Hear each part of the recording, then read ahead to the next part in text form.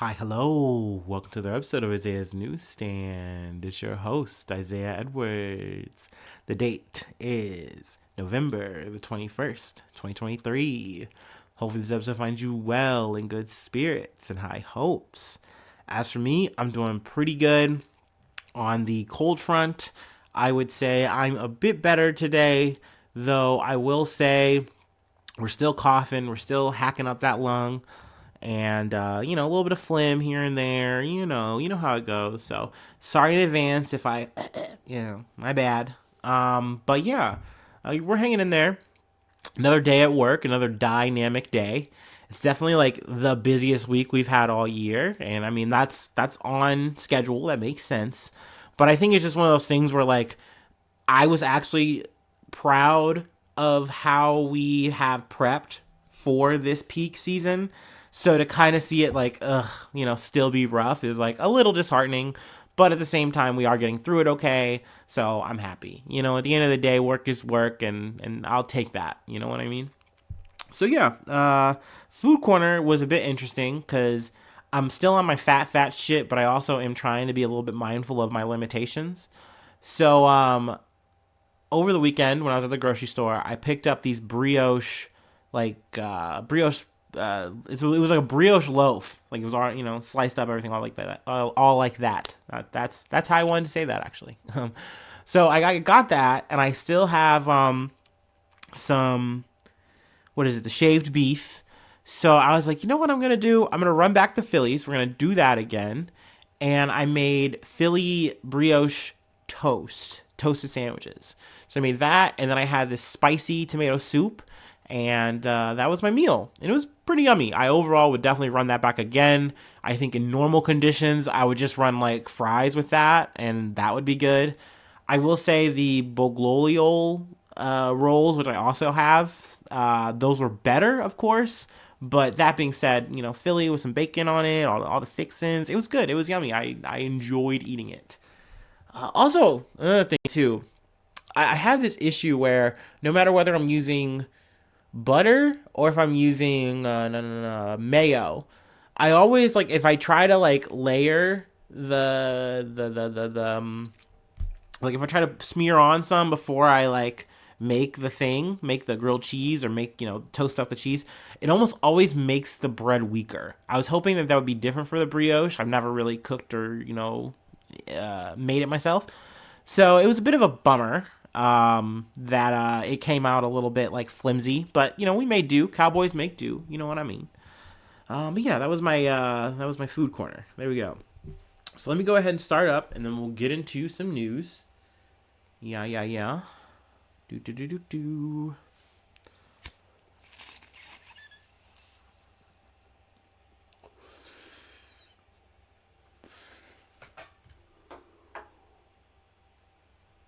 Ooh yeah, yummy.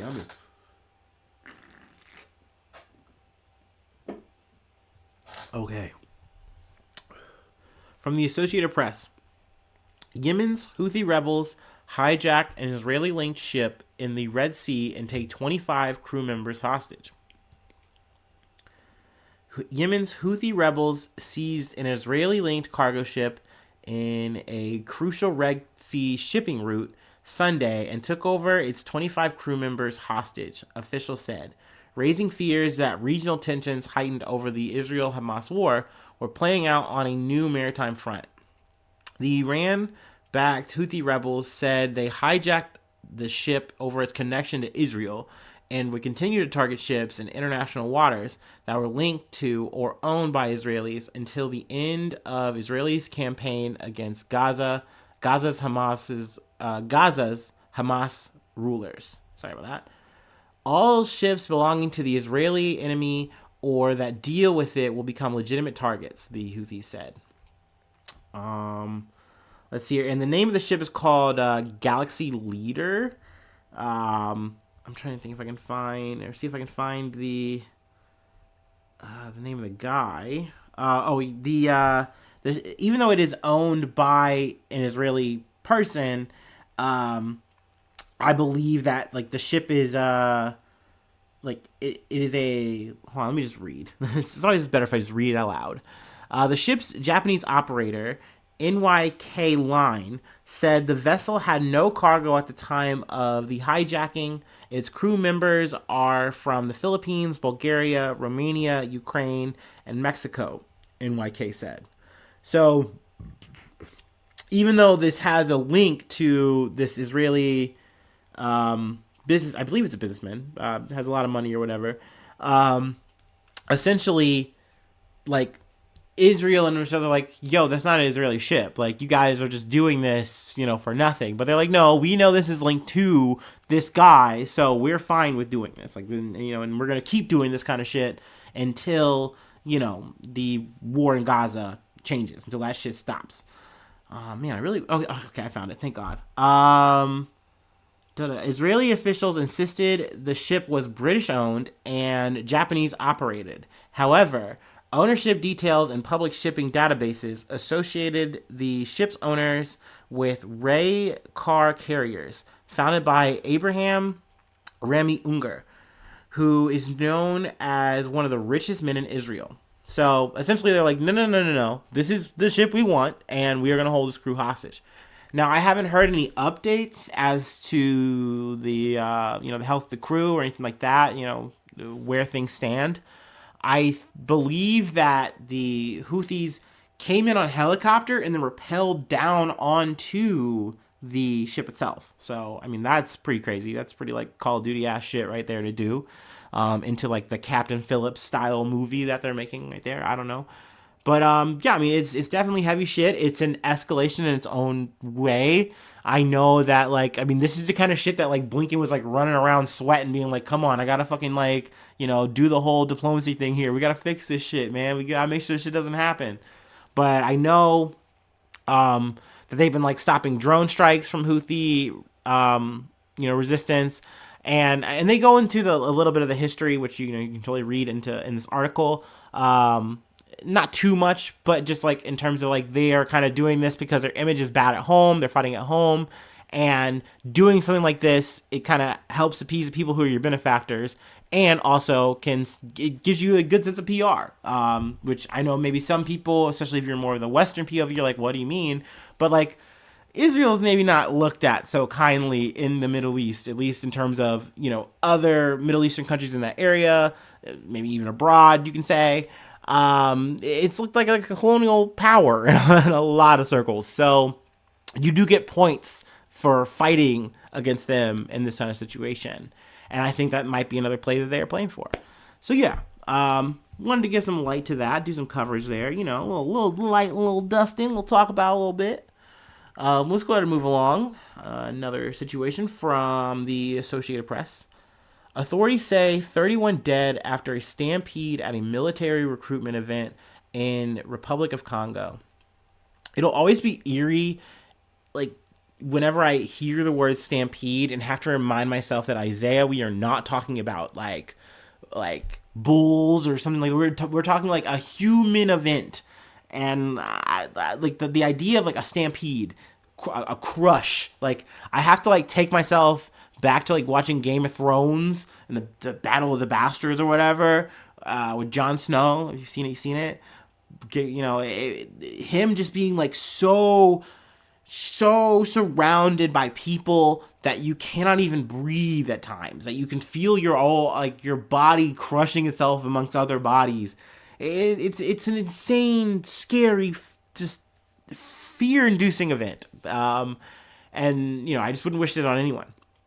But the Republic of Congo, a late-night stampede at a military stadium in the Republic of Congo, where large crowds of young people waited hours to register at a recruitment event, left 31 people dead, authorities said on Tuesday. It was initially reported 37, but it turns out that the other deaths had occurred somewhere else. They didn't actually occur at that event. But long lines formed daily outside military recruitment centers over the past week as young people ages 18 to 25 sought to join the army, one of the few institutions offering work in the Republic of Congo. As many as 700 people a day registered, though there were only a total of 1,500 spots available. So, I mean, I think that that's a very telling thing. They also talk about the youth unemployment rate being at about 42%. So you really do have people out there like, I need to put food on the table for myself, for my family. Like, I need a viable thing. I need a viable career. I need a job. And like, this is something that is a career. Like, and I think that that is something that it just has that sort of kind of dystopian tinge to it that really just hurts my soul because like I don't know, man. I'm not like so anti-establishment that I'm always like, oh fuck army, fuck blah blah blah. But at the same time, I have like nightmares about that kind of shit. Like that's one of the things that I've had like at least 2 or 3 times where I've like have like the nightmare of being drafted and like going to a war that I don't want to fucking fight or just doing any kind of military shit. That's just not me. It's not my fucking bag, bro. Okay, I'm sorry. Um, so the idea that things are so bad, and don't get me wrong, let me not act like or just say this in a way that it's like, oh, this is a far away issue or problem. Even though our employment rate in the states is better, the job options are not good. It's not that they're high yield in a lot of situations. Sometimes if you're in a poor class, well, what else are you gonna do? Like you have no other way to really come up. It's not like you're gonna ball till you fucking make it or anything like that. It's not like you're gonna become a rapper. At the end of the day, it's just gonna be easier if you can just get your fucking Dodge Charger and get the fuck on. You know what I mean? So you're gonna go and enlist. Become a grunt today. So it's not a faraway problem, is what I'm trying to say with that. But yeah, I mean, it's just super sad that not only are you in this fucking dystopian situation that you have to like be in this large group of people trying to be, join the army, then you die doing it. Fuck, man. Like, that's crazy to me. That's so fucking sad. Like, usually these situations are like, I don't know, like you're at an event, like it's a happier time. Like, no, this is like people trying to go to the army. Like, goddamn, dude. So shit's rough. Shit's tough. They have some, stories and, more statistical stuff here. But let's go ahead and move on to the next beat. We're going to go to Italy. Talk about some mob shit. From the AFP, more than 200 mobsters get over 2,000 years in historic Italian mafia trial. This is like super Rico. This is like a super just like racketeering case, and it was just like so Italian mob coded. I just couldn't not cover it. Plus, it covers a group we've covered before, the Andronica. I can never pronounce them correctly. I feel so bad, and my Italian friends just like look at me and they pity me. I can never say it. Andronica. That's how we're gonna attempt it for this article. So mea culpa. An Italian court on Monday convicted more than 200 mobsters and their white collar helpers. The culmination of an historic, nearly 3-year trial against Calabria's notorious Andronica. So sorry. Andronica Mafia. For over an hour and a half, the president of the court in southern Vibo Valentina, Brigida Cavacino, steadily read out the names of the guilty and their sentences, which ranged from 30 years to a few months, as defendants incarcerated in prisons across the country watched via video link. That's just so crazy, because when I initially saw pictures of this, I thought that the people who were convicted were the people like that I'm seeing, and it's like, no, those people were already locked up. They were viewing their sentences from their jail cell. But what you're seeing here is like, legal staff, all that kind of shit, and then maybe like family, yada yada yada. They're viewing the shit from here. So, I mean, just a really crazy scene. It does go to show, at least, because I know we've covered at least, one of the guys. If I haven't plugged this before, I highly recommend the Underground podcast.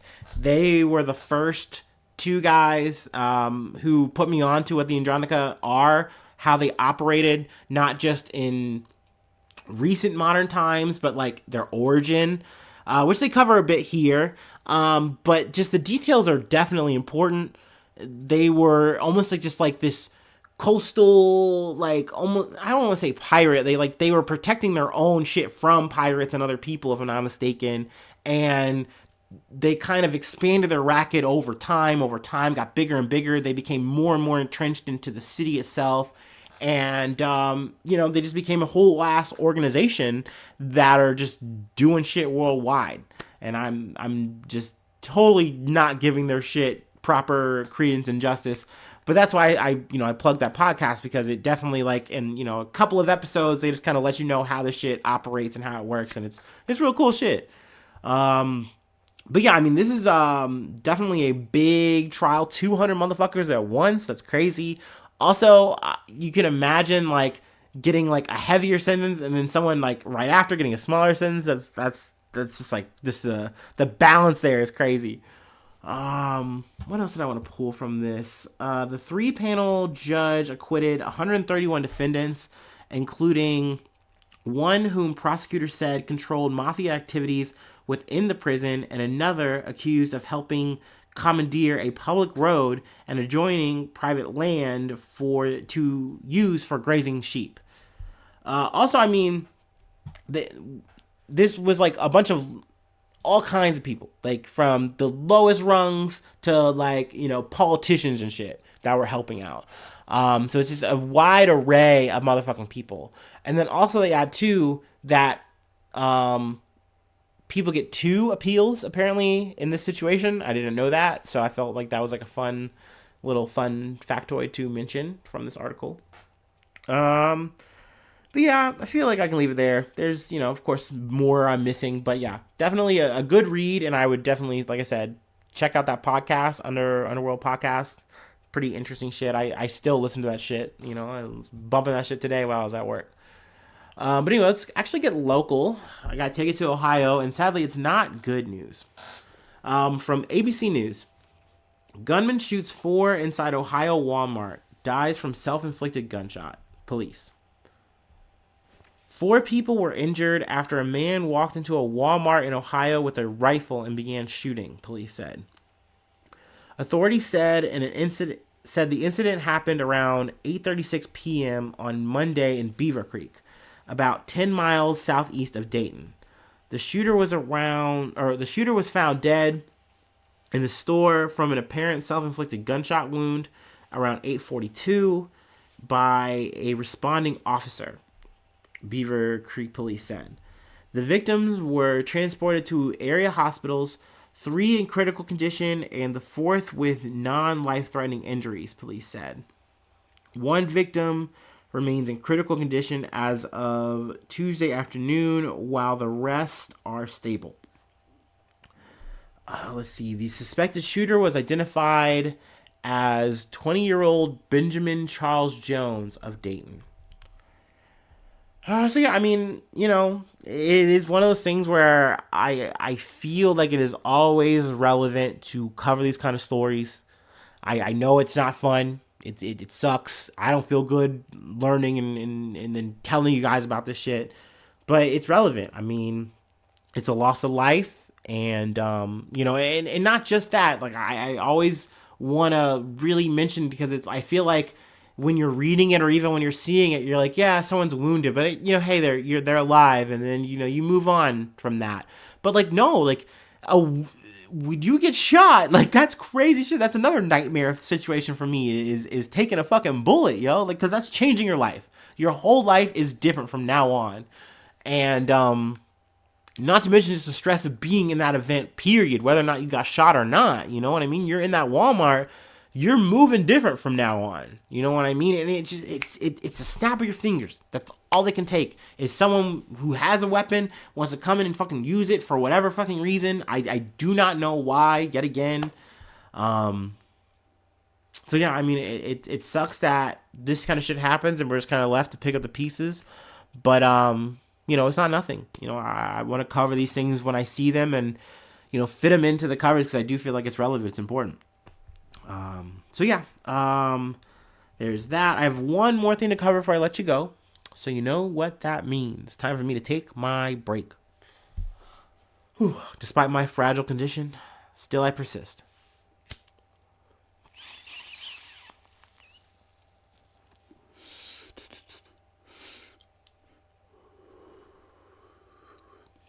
Whoa, yeah.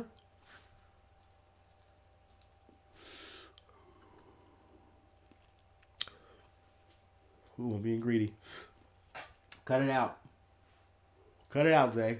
Ooh, ooh, ooh, wee.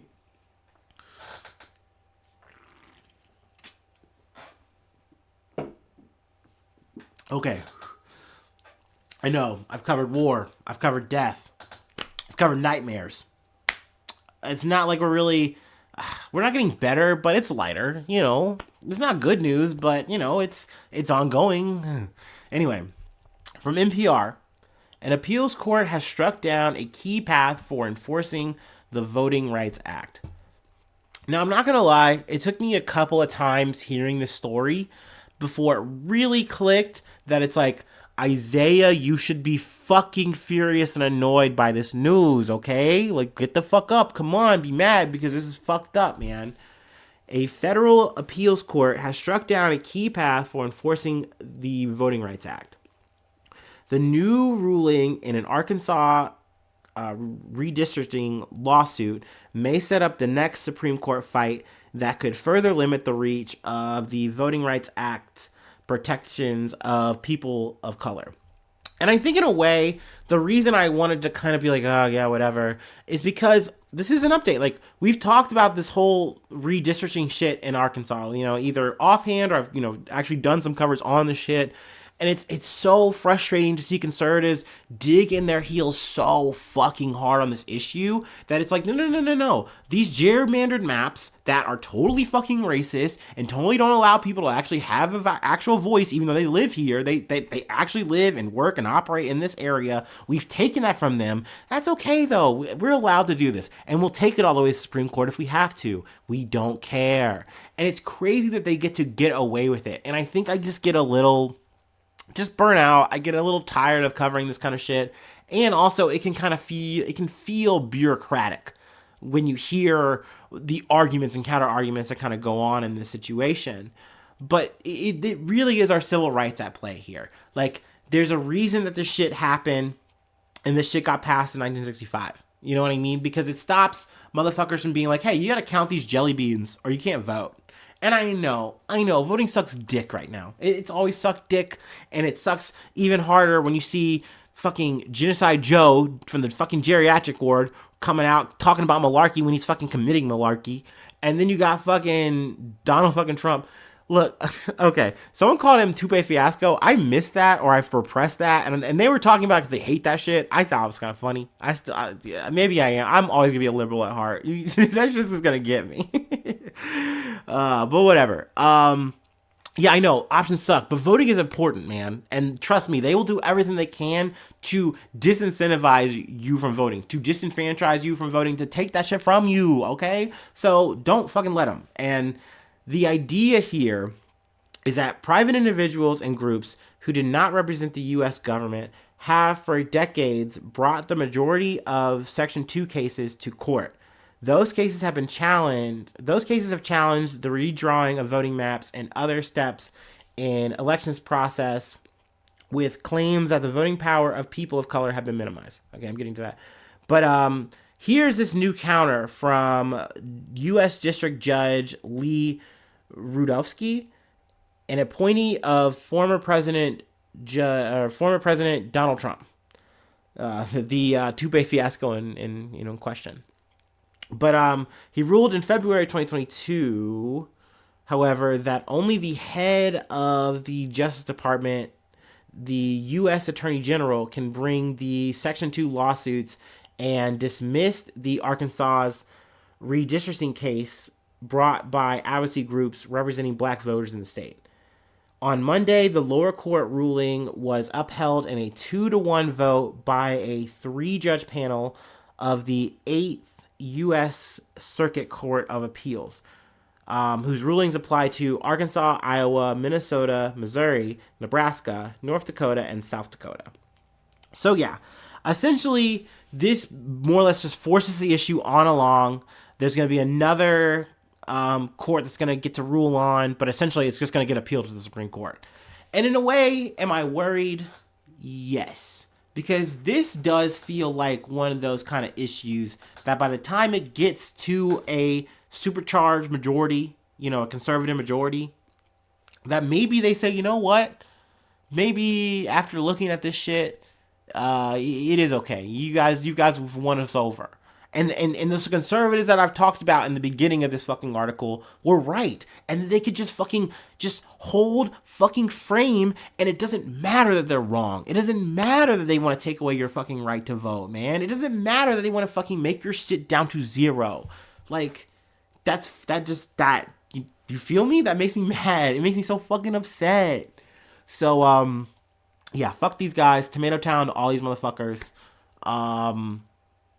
Yeah, that's all I really have to say about that, I guess. I got it out now. But that's the episode. If you'd like to support, I do have a Patreon. That's right, it's a thing. Patreon.com/IsaiahNews. If you'd like to support, you become a newsie today. I shout you out at the top of the month. Plug a project if you want. Let's see. IsaiahNews1@gmail.com. Free feedback you want to send my way, feel free to do that. Also, I have all the socials you probably have. Let's see here. Please subscribe to the YouTube. Helps out a lot. Thank you for any and all Spotify subscribers. I look at that. I saw the number went up. I was like, okay, that's cool though. So yeah, whatever you're listening on, it helps a lot to hit those buttons. You can always leave a comment. That's always cool. Hopefully it's positive. Hopefully you're enjoying this. Hopefully you enjoyed this episode.